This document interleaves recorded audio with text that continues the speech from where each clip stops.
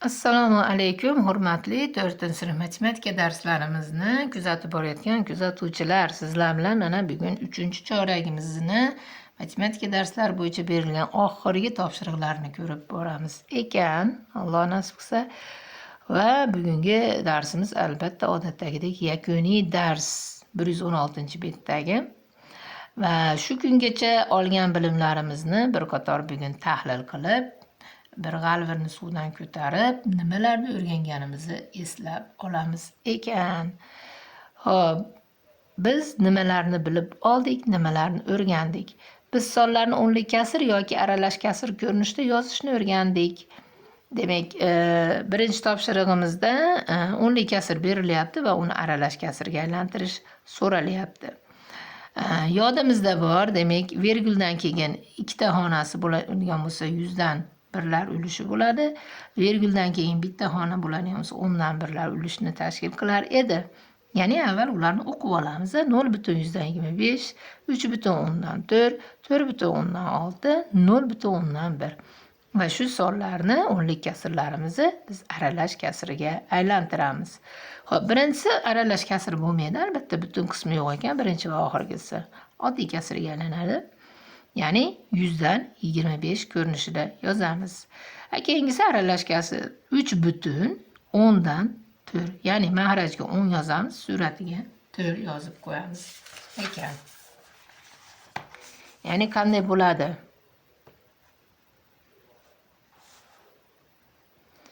0,25 bu nima degani? 0,100dan 25, 100dan 25 bo'ladi.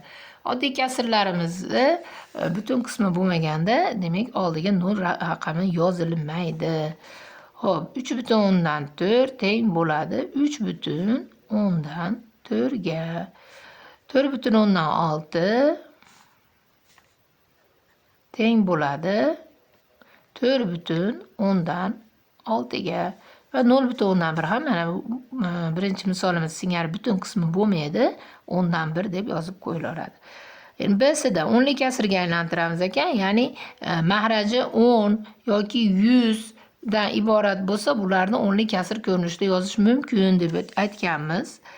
Xo'p, 1,10dan 1, 1,10dan 1 ga teng bo'ladi. 3,100dan 5 teng 3,100dan 5. Ya'ni 0,5 yozishimiz kerak bo'ladi, chunki 100dan 5 ulushini tashkil qilayotganini bildirishimiz uchun albatta 100dan birlar xonasiga yozishimiz kerak 5 ni. Agar undan oldinga yozib qo'yadigan bo'lsak, 10dan birlar xonasiga tushib qoladi va orqasini 0 bilan to'ldirganimizda hech qanday bizga foydasi bo'lmay qoladi. 5 10dan birlar xonasiga tushib qoladi va 3,10dan 5 ga aylanib qoladi va bu kattagina xato hisoblanadi. Shu sababli 100dan 5 bo'lganligi uchun 5 ni 100dan birlar xonasida yozilishini nazorat qilishimiz kerak. Va 100dan 82 ekan, mana bu yerda butun qismi yo'q ekan, 0,100dan 82 tarzida yoziladi.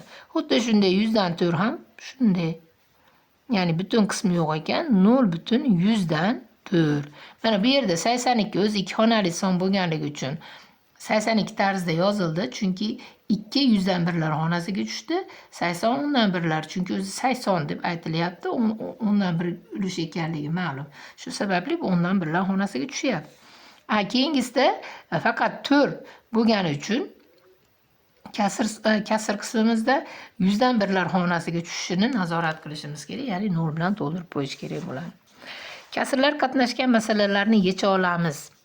Avtomobil 1,3dan 2 soat tuproq yo'lda, so'ng 1,3dan 1 soat shosseda, ya'ni katta keng ko'chada, yana 1,3dan 2 soat shahar ko'chalarida yurdi. Avtomobil jami qancha vaqt yurgan? Bir shahardan ikkinchi shaharni bog'lab turadigan katta yo'llarimizni shosse deymiz. Xo'p, jami qancha vaqt yo'l yurdi? Barchasini bir-biriga qo'shib olib, keyin topib qo'ysak ham bo'ladi. Osonroq bo'lar ekan bu yerda. Ya'ni har birini, ya'ni 1,3dan 2 ni 2 soatni qancha ekanligini, 1,3dan 1 qancha ekanligini topishdan ko'ra, jamini bir-biriga qo'shsak, jami yurgan yo'li chiqadi va uni keyin soat minutlarda ifodalab qo'ysak osonroq bo'lar ekan. Ya'ni qanday yechiladi? Birinchi 1/3dan 2ga qo'shamiz 1/3dan 1ni. Endi birato'la 1/3dan 2ni ham qo'shib ketaveraman.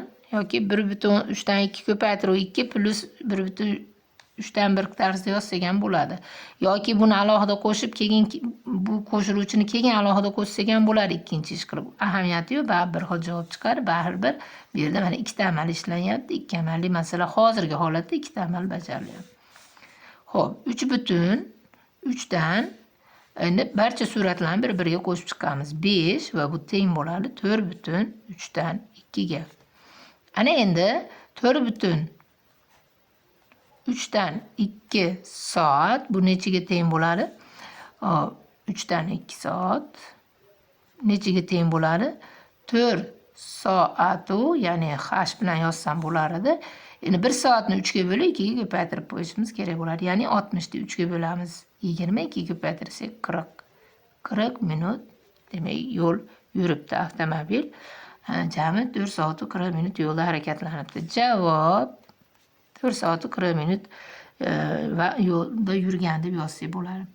Yoki yuqorida aytganimdek bularni alohida qo'shib olsak ham bo'ladi. Yoki 1 soat 1/3dan 2ni oddiy soat minut ko'rinishida yozib olib, barchasini mana 1 soat 40 minut bo'ladi. 3dan 2 soatimiz 3 ga bo'lib 2 ga ko'paytirsak bu 1 soat 20 minut bo'ladi. Bu yana 1 soat 40 minut bo'ladi. Barchasini bir-biriga qo'shsak ham baribir 4 soat 40 minut vaqt chiqadi. Demak, endi bu qaysi uslubda bajarilishi o'quvchilarni nima deydi, salohiyatiga, ularni fikrlash holatlariga bog'lab olib chiqib ketsa bo'ladi. Yoki bo'lmasa har ikki variant, bir necha variantni birdaniga ko'rib chiqsa yana ham yaxshi bo'ladi. Xo'p, 3-topshiriq. Biz sonning ulushini topa olamiz. Viktorinada 60 ta savol tushdi.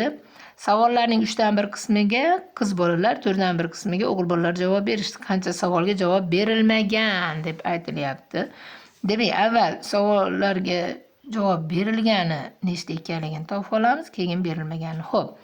Bu yerda avval javob topilgan savollar sonini umumiysini topib olishdi. Ya'ni qancha qismi ekanini topib olishning imkoni yo'q ekan, chunki har xil mahrajlarda berilyapti. Endi buni ham o'z imkoni bor qo'shishdi. Hozir bilmaymiz. Shu sababli demak 60 ta savolda avval 3dan 1 qismini topamiz, keyin 2dan 1 qismini, ya'ni o'g'il bolalar topgan soni, savollarning soni va qizlar topgan savollarning soni. Ana undan keyin jami o'quvchilar topgan savollarning sonini bilish mumkin bo'ladi. Birinchi qiladigan ishimiz 60 ni 3 ga bo'lib 1 ga ko'paytiraman. 20 ta savolga qizlar javob beribdi. Ikkinchisi 60 ni 4 ga bo'lib 1 ga ko'paytiraman. Xo'p, bitta 5 ta 15 ta bo'ladi. 15 ta bu o'g'il bolalar javob bergan savollarning soni. Ana demak, endi jamlaymiz hammasini. Qizlar 20 ta, o'g'il bolalar 15 ta savol, jami 35 ta savolga javob berilibdi viktorinada. Endi bizdan savollarga javob berilmaganini sonini so'rayapti. O'z-o'zidan ayonki, jami 60 ta savolimiz bor edi. Undan 35 tasiga javob topishdi. Qolganini ayirib qo'yadigan bo'lsak, 25 ta savolimiz javobsiz qolib ketibdi. Bu juda ham unaqa yaxshi natija emas. 60 dan 25 tasi. Xo'p, biz foizlar bilan tanishdik. Kim bo'lsam ekan. Demak, sinfda o'quvchilar o'rtasida shunday so'rovnoma o'tkazilibdi, kasbkorlar bo'yicha. Mana endi o'quvchilardan, sinfdagi o'quvchilardan 10% oshpaz bo'lmoqchi ekan, 60% shifokor bo'lmoqchi ekan, 20% o't o'chiruvchi bo'lmoqchi ekan, 30% o'qituvchi bo'lmoqchi ekan, 70% sportchi bo'lmoqchi ekan va yana 70% dasturchi bo'lmoqchi ekan. Endi bu o'tgan yilhamcha men bu darsni ko'rib chiqqan edim. Bu yerda son berilmagan. Endi bu yerda o'quvchilarda bo'ladi shunaqa holatlar. Ham dasturchi bo'ladi, ham birato'la sport bilan shug'ullanadi. Menimcha shuning uchun bu yerda mana ko'proq bo'lyapti. Chunki bir sinfning jami o'quvchilarining soni nechta bo'lishidan qat'iy nazar 100% ni tashkil qiladi. Ya'ni So'rovnomada ishtirok etgan barchani jamlaganimizda 100% ni tashkil qiladi. 100 dan ortiq foiz bo'lishi mumkin emas. Qachon bo'ladi 100 dan ortiq foiz? Bitta o'quvchi bir nechta kasb tanlaganda 100 dan ortib ketishi mumkin bo'ladi. Bu yerda demak mana agar hammasini qo'shib chiqadigan bo'lsak, bu 80 bu bilan 100 bo'ladi. Bu ikkalasi ham 100 bo'ladi. 260% ga chiqib ketyapti. Sinfda o'quvchilarni sonidan 260% tashkil bo'lib ketyapti. Bu nima degani? Har bitta o'quvchi 2,5 tadan kasb hunar tanlab oldi degani bo'lar ekan. Xo'p. Bu yerda bir aniq son berilganda bizga osonroq bo'lardi. Men nazarimda bu yerda foizlarni o'qishni bir takrorlab olish uchun berilgan bo'lishi ham mumkin. 70%, 10%, 60%, 20%, 30% va 70% deb o'qilishi menimcha nazarda tutilgan. Chunki o'quvchi soni berilmagandan keyin bularni aniq qiymatiga biz erisha olmaymiz, topa olmaymiz va umumiy olganda 200 dan ortiq foiz natija bo'lishi ham mumkin emas. Yuqorida aytganimdek, bir o'quvchi bir nechta kasb hunari egasi bo'lganda bo'ladi bunaqa holat. Odatdagi holatda 100% bu to'liq natijani ifodalaydi. Demak, xullas biz chorak davomida mana shu bilimlarni egallaganligimiz haqida yakuniy xulosaviy darsimiz bo'lyapti va bu bizni 3-chorakdagi oxirgi darsimiz ekan. Bundan keyin mavzularimiz qolmaydi. Darajada. Va sizlar bilan mana katta chorak, 3-chorakni ham yakunlaymiz ekan. Ta'til kunlarida ham menimcha mana shunday qiziqarli topshiriqlarni bajarib borishga menimcha erinmasangiz kerak, ayniqsa o'quvchilarimiz va o'quvchilarimizga ana shu onlayn testlarda faol ishtirok etishlarini, mana shu mavzularga oid topshiriqlarni yechib, bilimlarini yana ham mustahkamlab borishlarini tilab qo'ygan bo'lardim va eslatib qo'yishim kerakki, bilimning onasi, ya'ni kaliti takrorlash deyiladi. Endi har xil variantda kelganini eshitdim. Bilimning onasi takrorlash degan maqola eshitganman. Ya'ni qancha ko'p takrorlasak, bilimlarimiz shuncha ko'payib boradi. Va shu bilan bugungi darsimizni va shu qatorda bu chorakdagi so'nggi darsimizni yakunlaymiz. Biz bilan shuncha vaqt birga bo'lganingizdan xursandman. Har doim ta'kidlaganimdek, bu yerda bilim olishni xohlaganlar kanali biz bilan qolgan ekansiz. Demak, siz bilim olishni istovchi insonlarsiz. Faqatgina o'qituvchidan so'kish eshitmaslik uchun vazifa qiluvchi o'quvchilar emas bu yerda yoki ota-onalar emas. Shu sababli yoki ko'r-ko'rona doskaga yozib berishni xohlamaydigan ustozlarimiz ham bor ichimizda. Va nima deydi, mana shu niyat bilan, ya'ni bilib olishni maqsad qilib biz bilan birga ekansiz xursandman va bundan keyingi darslarimizda ham, keyingi choraklarimizda ham yana hali suhbatlashamiz degan umiddaman. Sog' salomat bo'ling. Bayram kunlarimizni yaxshi o'tkazish hammamizga nasib qilsin. Sog' bo'linglar.